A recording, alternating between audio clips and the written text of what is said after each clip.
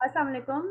आज हम लोगों का जो टॉपिक है that is about ADHD and regulation, emotional regulation. My name is doctor Naham, clinical psychologist, psychotherapist, speech and language therapist, and I am founder of Research Center for Research Rehabilitation and Prevention in Rawalpindi, and where we treat adult and children both. And I am the global international director for Sound of Autism Arizona.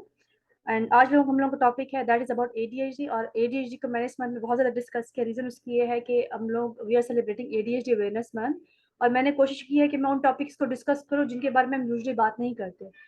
आज जो मैं topic रखा भी इसीलिए था कि जो emotions होते हैं उसके बारे में लोगों को या अगर हम एडीएचडी की बात करें तो पीपल थिंक दैट कि एडीएचडी इज ओनली अबाउट, या एडीएचडी जो अपेरेंटली लग रहा होता है वो हाइपर एक्टिव बच्चे होते हैं, बहुत ज़्यादा शोर करते हैं, सीट पे नहीं बैठते, तो ये उनको अपेरेंटली एडीएचडी लग रहा होता है। लेकिन बहुत सारी ऐसी रीजंस होती है जो उनको समझ नहीं आती, ना पेरेंट्स को समझ आ रही होती है, ना हम प्रोफेशनल्स को समझ आ रही होती हैं, ना ही टीचर्स क्लास टीचर्स को समझ आ रही थी कि what is going with that child. So आज का जो है that is about how to regulate the emotions. और just because of those emotional poor regulation या रेगुलेशन नहीं हो पाती, जिसकी वजह से बच्चों को वो फेस करना पड़ता है, जिसकी वजह से मेल्ट डाउन भी होते हैं, टेम्पर टेंट्रम्स भी होते हैं। So that is the reason क्या उनके मेल्ट डाउन या टेम्पर टेंट्रम्स क्यों हो रहे हैं। तो उनमें से एक रीजन ये भी होती है उनके होने की। मैंने थोड़ा पहले डिस्कस करती, मैं दोबारा डिस्कस कर लेती हूँ कि सेंसिटिविटी और सेल्फ अबाउट ओके। मैं थोड़ा दोबारा डिस्कस कर लेती हूँ। जिन लोगों ने पहले ज्वाइन किया था दोबारा भी जो ज्वाइन कर रहे हैं, अबाउट क्या एक्सटर्नल फैक्टर्स हैं, क्या हो सकते हैं external factors. It's not about just कि आपने बच्चे के कुछ कहा है। अगर कोई भी डिस्टर्बेंस इन्वायरमेंट में भी होती है तो बच्चा उसको महसूस करता है, and the child is feeling that thing. और चाइल्ड जो है उसको इस तरीके से रिस्पॉन्स करता है कि उसको समझ नहीं आ रही कि हो क्या रहा, मुझे उसको कैसा रिस्पॉन्स करना है, जिसकी वजह से उसके इमोशनल ट्रिगर हो जाते हैं। फिर सेकंड इंटरनल मैंने रीजन बताया था कि उनकी अपनी कोई नीड है वो फिल नहीं हुई हुई, या उनको खुद जो है कोई बात करना चाहते हो पूरी नहीं, कोई बात कहना चाहते हो नहीं, या सुबह जैसे घर से निकलते हैं तो कोई थोड़ी डांट वगैरह पड़ गई है। तो ये कोई ना कोई इंटरनल रेगुलेशन फैक्टर्स हो सकती हैं, या फिर ये भी रीजन हो सकती है कि उसका जो है खाना वगैरह से उसने सही से नहीं खाया, और रात को प्रॉपर तरीके से उसकी स्लीप नहीं थी। ये बहुत इंपॉर्टेंट फैक्टर्स होते हैं बच्चों के लिए।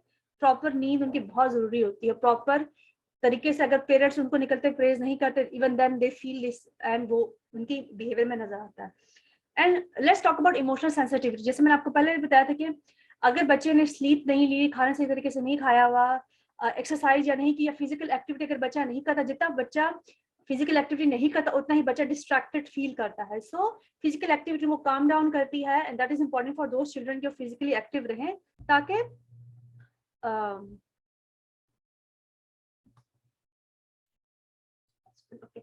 एग्जेक्टिव फंक्शंस भी बहुत इंपॉर्टेंट रोल प्ले करते हैं इन लोगों के उसमें।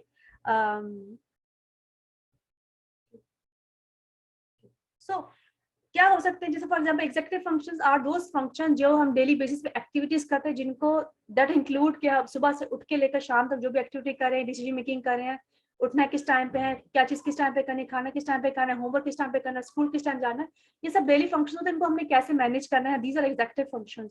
सो if you talk about those children, if you talk about even individual with anxiety and depression, या सेंसिटिव है, या ऑटिस्टिक चिल्ड्रन है, या ऑटिस्टिक इवन अडल्ट भी हैं, वहां पे उनको इश्यू होता है, या उनकी पुअर रेगुलेशन जिसकी वजह से उनके इमोशनल ट्रिगर रहते हैं, या चीजें उनके सोच के अकॉर्डिंग नहीं होती, चीजों के प्लान के अकॉर्डिंग नहीं होती। दैट इज द रीजन जिसकी वजह से वो इमोशंस को सही तरीके से प्रॉपर तरीके से रिस्पॉन्स नहीं कर पाते, और यही रीजन है कि उनका इमोशनल प्रॉपर रेगुलेशन उनकी होती है, उसी तरीके से रेगुलेट नहीं कर पा रहे। Okay, next thing is that कि हैबिचुअल रिस्पॉन्स।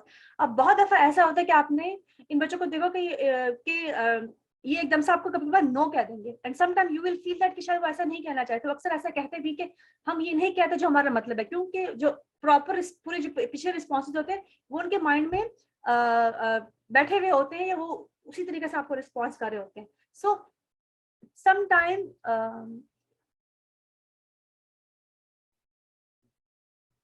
आप लोगों को मेरी आवाज आ रही कि नहीं आ रही? मुझे हाथ खड़ा करके बताएं, कोई मुझे हाथ खड़ा करके बताए मुझे आपको मेरी आवाज आ रही है कि नहीं आ रही। नोमा आप बताएं, डॉक्टर शगुफ्ता आप बताएं, आपको आवाज आ रही है? आई थिंक आपको उसमें इशू है, आवाज मेरे ख्याल से सब कुछ आ रही है। मैंने जैसे कहा ना कि पहले हैबिचुअल एक रिस्पॉन्स करने को, जैसे फॉर एग्जांपल बहुत सारे बच्चों का रिस्पॉन्स याद है तो नो कहते हैं हर बात पे, नो नो नो।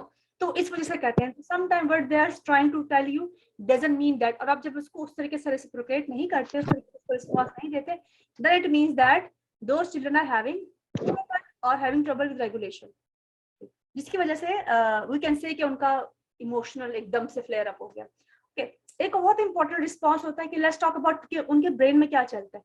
तो जिन लोगों को एंजाइटी होती है, जो ADHD होते हैं, जो ऑटिस्टिक होते हैं, और इवन विद डिप्रेशन या और थोड़ी इस तरह की जो रिलेटेड कंडीशंस होती हैं, ये इस तरह की कंडीशंस होती हैं, उसमें देखिए एक चीज होता है, हम कहते हैं फाइट या फ्लाइट रिस्पॉन्स। फाइट या फ्लाइट रिस्पॉन्स समझना बहुत जरूरी इसलिए भी है कि ये एक साइकिल होती है। मतलब ये कि ये डेंजर को देख के, अब डेंजर किसी भी तरह का डेंजर हो सकता है, डेंजर इमोशनल डेंजर, जितने मैं पीछे बात की थी, these are all emotional dangers, जिसकी वजह से बच्चे रिस्पॉन्स यही आता है। अब देखें क्या हो सकता है, अब लोगों को ये पैनिक अटैक लगता है कि लोग कहते हैं हमें एंजाइटी है, but they have ADHD, they think that we have anxiety या हमें पैनिक अटैक्स आ रहे हैं, but actually they have ADHD। So ADHD में आपको एंजाइटी लाइक फीलिंग्स हो सकती है। एंजाइटी एक अलग डिसऑर्डर है, वो that is separate thing, but the point over here is that उसकी तरह फीलिंग्स आपको आ सकती हैं। या फाइट या फ्लाइट रिस्पॉन्स, क्योंकि आपका नर्वस सिस्टम उसके एक्टिवेट होता है, जैसे ही कोई डेंजर देखा या तो आप भागेंगे या उसके बारे में सोचेंगे। सो इसका मतलब है कि एकदम से जब फ्लेयर अप होना होता है, वो नर्वस सिस्टम है फाइट या फ्लाइट रिस्पॉन्स वाला, तब भी एकदम से एब्रप्ट रिस्पॉन्स आता है। उसमें क्या होता है, हार्ट रेट या ब्लड प्रेशर बहुत तेज हो जाता है, पेरिफेरल वेसल जितने भी हैं, ब्लड दिल के अंदर खून आता है, वो आगे पीछे तेज से चलना शुरू हो जाता है, आंखें एकदम से खुल जाती हैं, एकदम